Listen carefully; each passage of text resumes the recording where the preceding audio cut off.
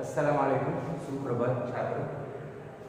कक्षा 10 से mid term exam को ध्यान में रखते हुए पुनरावर्तन कार्य के अंतर्गत जो अशोक सर ने आगे चला दिया गया है वो पद्य मैं आपके समक्ष फिर से एक बार उसका भावार्थ आपको समझा रहा।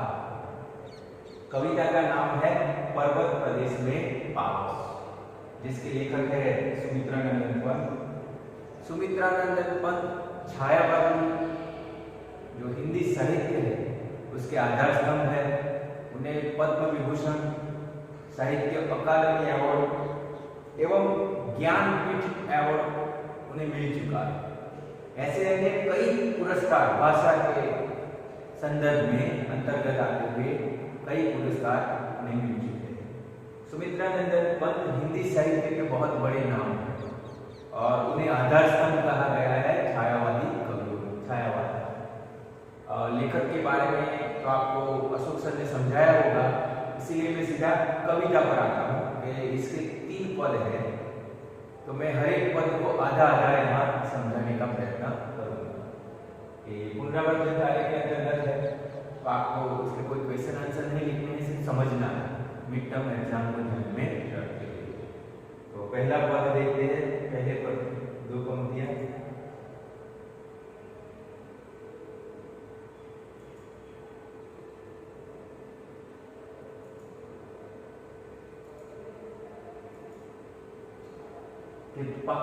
पहले पर्वत प्रदेश में पावस, तो पावस का क्या मतलब? पावस मतलब वर्षा ऋतु। पावस का अर्थ है वर्षा ऋतु। आपको कविता चलाने के पहले तो एक पृष्ठभूमि सुन देता हूँ कि हम जैसे अभी तो कोरोना की वजह से घर पे ही है, स्कूल नहीं आ पा रहे हैं, पर जब स्कूल आते थे, जब स्कूल की छुट्टियां होती थी दिवाली की, तो हम कहाँ जाते थे? कहीं ना कहीं घूमने जाते थे। आप में से कई बच्चे राजस्थान के आबू गए होंगे, सापुतारा गए होंगे। तो अगर मॉनसून नहीं है, आप गर्मी के दिन में गए हैं, बारिश के दिनों में नहीं गए हैं, तब का आबू या सापुतारा जैसा हिल स्टेशन या आबू जैसा हिल स्टेशन का नज़ारा कुछ और है। पर जब आप वर्षा ऋतु में कहीं भी ऐसे हिल स्टेशन पर पहाड़ी क्षेत्रों में जाते हैं तो वहाँ का नज़ारा ही कुछ अलग होता है। जैसे आबू में आप गर्मी के दिनों में जाओगे तो शायद 1 दिन या 2 दिन में आप थक जाओगे और आप घर वापस आना चाहोगे। और उसी जगह अगर आप वर्षा ऋतु में गए तो आपको वहां का नजारा कुछ ऐसा अद्भुत लगेगा, आपको लगेगा कि उस ऊपर वाले का कुछ चमत्कार है, कुदरत का चमत्कार है, प्रकृति का चमत्कार है कि आपकी आंखों में वो ठंडक आ जाए, जितनी थकान है, जितनी तकलीफ है वो सब भूल जाओ, आप कोई दूसरी दुनिया में चले जाओ। तो हमारे ये सब बातें करने का एक ही मकसद है कि हमारी कविता का जो शीर्षक है वो उसी पर है कि हम सिर्फ देखकर चले आते हैं कि जो प्रकृति के नजारे हैं वर्षा ऋतु के पहाड़ों में, वो सिर्फ हम देखकर चले आते हैं, फोटो खींचते हैं, लोगों को बताते हैं, बहुत अच्छा लगता है। पर जहाँ एक कवि होता है, कवि उन सारी चीजों को या तो मानवीय रूप देता है या काल्पनिक रूप देता है या फिर अपने शब्दों में पिरो के कविता के रूप में या पाठ के रूप में आपके समक्ष प्रस्तुत करता है। तो सुमित्रानंदन पंत जी ऐसे ही एक नजारे को पावस मतलब वर्षा ऋतु, और टाइटल है पर्वत प्रदेश में पावस, कि जो वहाँ पर्वतीय प्रदेश है वहाँ वर्षा ऋतु का कैसा नजारा होता है, वहाँ वो शब्दों में पिरा हुआ होता है। तो आप जब कविता पढ़ेंगे तो कहीं घूमने गए होंगे तो वो दृश्य आपके समक्ष खड़े हो जाएंगे। तो ऐसा नहीं कि आपको कविता ही सिखा रहे हैं, आपने प्रत्यक्ष रूप से ये सारी चीजें देखी हुई है, तो आपको समझने में आसानी होगी, इसीलिए मैं ये सब कह रहा। पहली पंक्ति है कि पावस ऋतु थी पर्वत प्रदेश, पल पल परिवर्तित प्रकृति देश। मैंने कहा ना कि जैसे गर्मी में जाओ उन्हीं पहाड़ों का नजारा कुछ और होता है, शुष्क होता है, पर बारिश के दिनों में जाओ, वर्षा ऋतु में जाओ तो क्या था? पावस ऋतु थी, मतलब वर्षा ऋतु थी। और प्रदेश कौन सा? पर्वतीय प्रदेश। पल पल मतलब हर एक क्षण परिवर्तित प्रकृति देश के ऐसे समय में प्रकृति पल पल अपना वेश बदलती है, पल पल का नजारा बदलता है।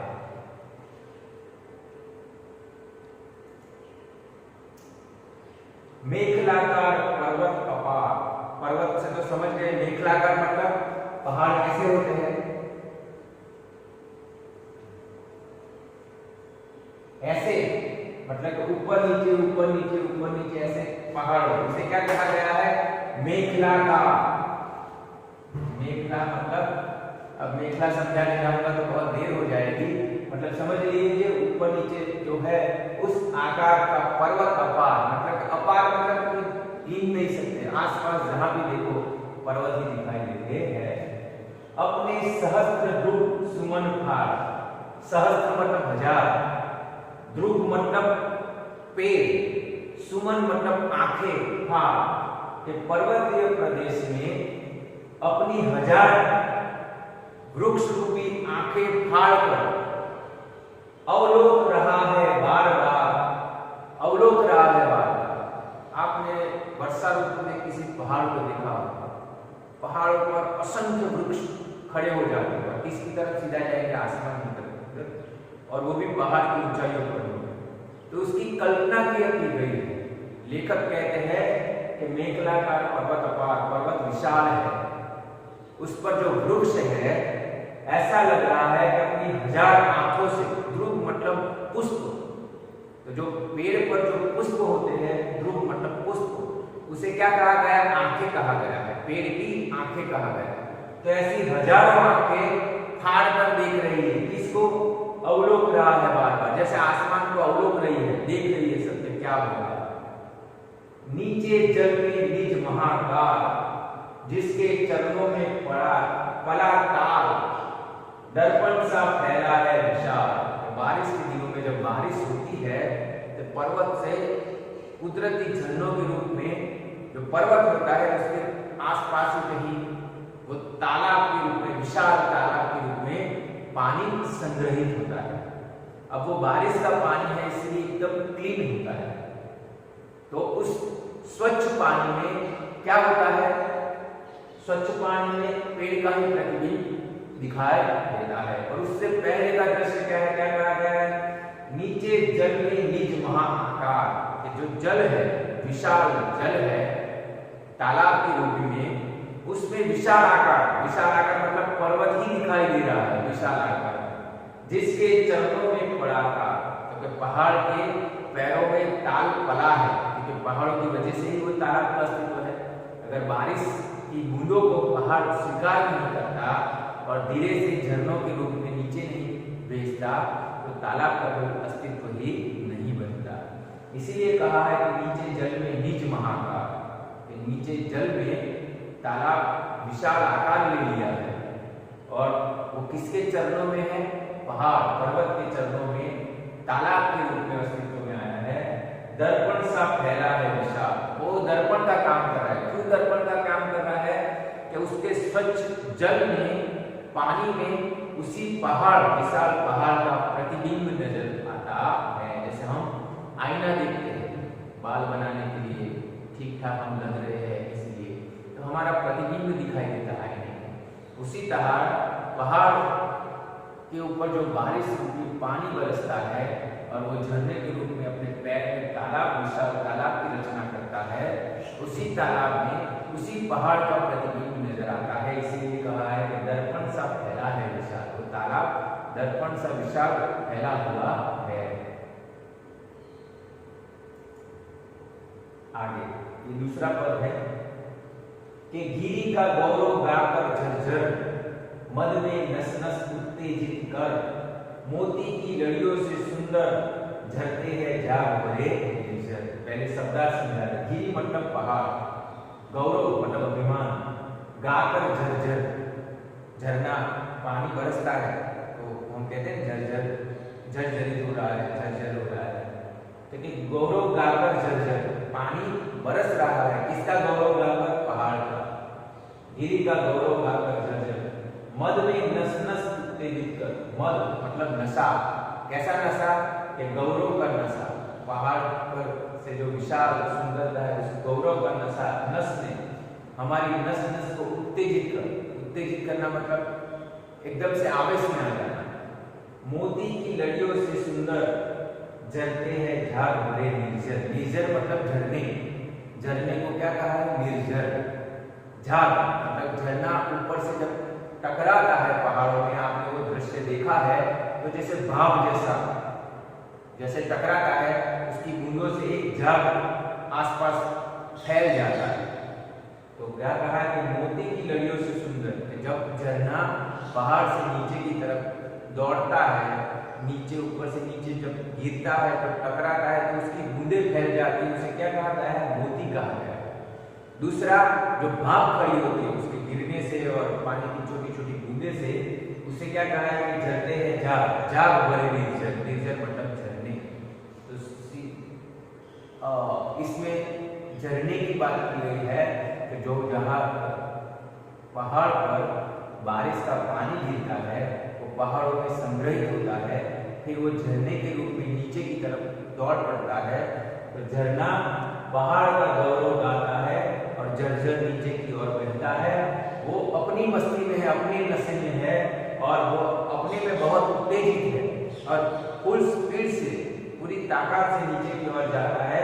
और नीचे की ओर जाता है तब जब वो टकराता है, गिरता है, उसकी रफ्तार की वजह से जो बूंदे आसपास फैल जाती है, उसे क्या कहा है? मोती की लड़ियों से सुंदर वो दिखाई देती है।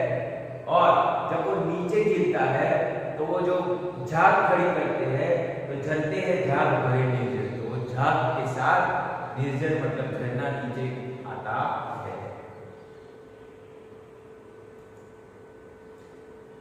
गिरिवर के उर से उठ उठ कर उच्चाकांक्षाओं से तरुवर है, झांक रहे नीरव नभ पर, अनिमेष अटल कुछ चिंता पर।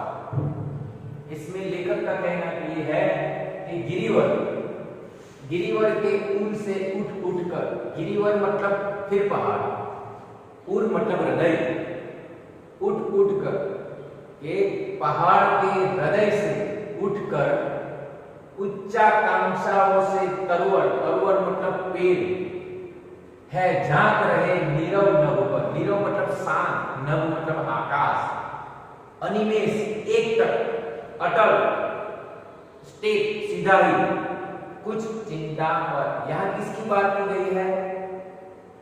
तो जो आपके पहाड़ों पर बारिश के समय में, वर्षा ऋतु में जो पेड़ खड़े हो जाते हैं, असंख्य पेड़, उन पेड़ों की बात कही है कि गिरिवर के उर से उठ उठ कर ऐसा लग रहा है कि पहाड़ों के हृदय से भी पेड़ निकल रहे हैं, सीधा आसमान की ऊंचाइयों को छूना चाहते हैं ऐसे। और क्या करते हैं कि उच्चाकांक्षाओं से तरुवर, ये जो पहाड़ों के हृदय से जो पेड़ निकल रहे हैं, उनकी महत्वाकांक्षा क्या है? उन पेड़ों की कि जैसे उसे आसमान को छूना है। और क्या कर रहे हैं? झांक रहे नीरव नभ पर, वो आसमान को झांक रहे हैं, देख रहे हैं। कैसे? अनिमेष एक तरफ अटल और कुछ चिंता, कि एक तरफ अनिमेष सतत झांक रहे हैं, मतलब देख रहे हैं आसमान को, पर कुछ चिंता में भी है, कुछ चिंता तो भी है।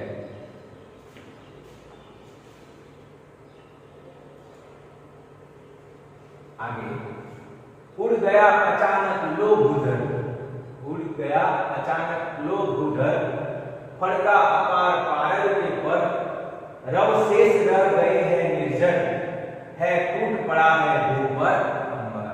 फिर से शब्दा समझाएगा। उड़ गया अचानक से लोभ उधर, उधर मतलब धरती, फड़का अपार पारद के पर, फड़का मतलब फड़क जाना, डर जाना, पारद के पर, पारद मतलब आसपास जो बादल है, जो पारा, पारा एकदम सफेद होता है ना, तो बादल जैसे पहाड़ों से टकराते हैं तो पहाड़ पूरा बादलों से घिर जाता है, मतलब सफेद सफेद नजर आता है। इसीलिए कहा है कि पारद के पर, के पारा, बादल को पारा कहा है कि उसके उस पार, रव शेष, रव आवाज, शेष मतलब कि सिर्फ आवाज ही रह गई और कुछ नहीं। जैसे पहाड़ पर बारिश गिर रही है और बादल इतने नीचे आ जाते हैं कि बादल के अंदर पहाड़ गिर जाता है, तो कहीं पहाड़ नजर नहीं आता है, कुछ भी नजर नहीं आता है, सिर्फ रव शेष, सिर्फ आवाज आती है किसकी? बारिश के गिरने की। रव शेष रह गए निर्जर, जो झरने गिर रहे हैं, जो बादल बरस रहा है, उसकी सिर्फ आवाज आ रही है टूट पड़ा भूवर अंबर, ऐसा लग रहा है, भू मतलब जमीन, अंबर मतलब आसमान, ऐसा लग रहा है कि आसमान जमीन पर टूट पड़ा है। तो उसका भावार्थ देख रहे हैं पूरा कि यहाँ जब बादल पर्वत को घेर लेते हैं और बारिश लगातार हो रही है, उसका दृश्य ये है कि उड़ गया अचानक लोग गुजर, कि अचानक से जैसे जमीन गायब हो गई, वो उड़ गया है, ऐसा लग रहा है। क्यों? वो दिखाई नहीं दे रहा है उसको, और सामने पूरा सफेद बादल आ गया, ऐसा लग रहा है वो पंखों से उड़ गया, उड़ रहा है। फड़का अपार पारद के पर, ऐसा लग रहा है कि बादल रूपी जो पारा है, पारा मतलब सफेद, तो बादल रूपी पारा है वो फड़क रहा है पर्वत के आसपास, रव शेष रहा गया, मतलब कि सिर्फ अब आवाज आ रही है किसी बारिश के गिरने की, झरनों के बहने की, और कुछ भी दिखाई नहीं रहा। क्यों? कि बादल ही इतने नीचे उतर आए हैं, और ऐसा दृश्य प्रतीत हो रहा है कि जैसे आसमान जमीन पर टूट पड़ा हो, कि पहाड़ है वो बादल बारिश के गिर आए हैं, बारिश हो रही है, बादल सफेद पहाड़ को इतने घेर लिया है, कहीं भी पहाड़ दिखाई दे रहे नहीं है। ऐसा लग रहा है कि जैसे पारा सफेद ही सफेद है और पहाड़ नहीं दिखाई दे रहे हैं, जमीन जैसे उड़ गई है, गायब हो गई है, सिर्फ सुनाई दे रहा है क्या? बारिश का होना और झरने का बहना। और ये सारा दृश्य ऐसा प्रतीत हो रहा है कि जैसे आसमान जमीन पर टूट पड़ा हो। आखिरी 4 पंक्तियां तीसरे पद की। दस गए धरातल में सबे शाल, उठ रहा धुआं जल गया ताल, यो जलद यान में विचर विचर, था इंद्र खेलता इंद्रजाल। शब्दार्थ देखो, 10 गए धरा में सबे शाल, शाल मतलब एक तरह के पेड़ जो पहाड़ों पे ही होते हैं, जो सीधा जाते हैं और बारिश को आसानी से सह सके, इसलिए उसका आकार ऐसा होता है, विशाल नहीं, ऐसा शंकु आकार का, पहाड़ के आकार का ही होता है। और वो शाल वृक्ष ज्यादातर पहाड़ों पे ही पाए जाते हैं और उसकी ऊंचाई बड़ी ज्यादा होती है। उठ रहा धुआं जल गया ताल, ताल मतलब ताला। यहाँ क्यों गया उठ रहा धुआं जल गया ताला? क्योंकि जब तालाब में बारिश गिरती है या झरने का पानी गिर रहा है तो उसमें भाप बाहर आती है, तो ऐसा लग रहा है कि जैसे तालाब जल रहा है और भाप धुआं दिखाई दे रहा है। यह जलद यान, जलद मतलब बादल, बादल रूपी यान, यान मतलब विमान, तो बादल रूपी यान में विचर विचर मतलब घूमना। कौन घूम रहा है? इंद्र। खेलता इंद्रजाल, इंद्रजाल मतलब जैसे कोई करामत करना, जादूगरी दिखाना। इंद्र मतलब आसमान का देव। तो इसका भावार्थ ये है कि 10 गए धरा में सबे शाल, ऐसा बारिश होते समय, बादल गिर जाने के समय ऐसा लग रहा है कि शाल के जो वृक्ष है वो जमीन में धंस गए हैं पर्वत के साथ, जो पर्वत दिखाई देता नहीं है। उठ रहा धुआं जल गया था, बारिश इतनी हो रही है, पहाड़ों से इतने झरने तेजी से नीचे की ओर आ रहे हैं कि वो दोनों मिलकर तालाब में से भाप निकाल रहे हैं। तो ऐसा प्रतीत हो रहा है जैसे तालाब जल रहा है और उसका धुआं बाहर आ रहा है। यो जलद यान में विचर विचर, जलद कहते बादल रूपी विमान में घूम रहा है। कौन? इंद्र। और वो क्या कर रहा है? ये जादूगरी सारी दिखा रहा है। तो प्रकृति का रूप है, उसे इंद्र की जादूगरी दिखाई गया है। मैं आशा करता हूं कि आपको इस भाग में पर्वत प्रदेश में पावस का हर एक शब्द समझ में आया होगा और आप कविता को भी समझ गए होंगे और प्रकृति का क्या महत्व होता है, उसकी क्या सुंदरता होती है वो आपने देखी भी होगी और आज समझी भी होगी। धन्यवाद।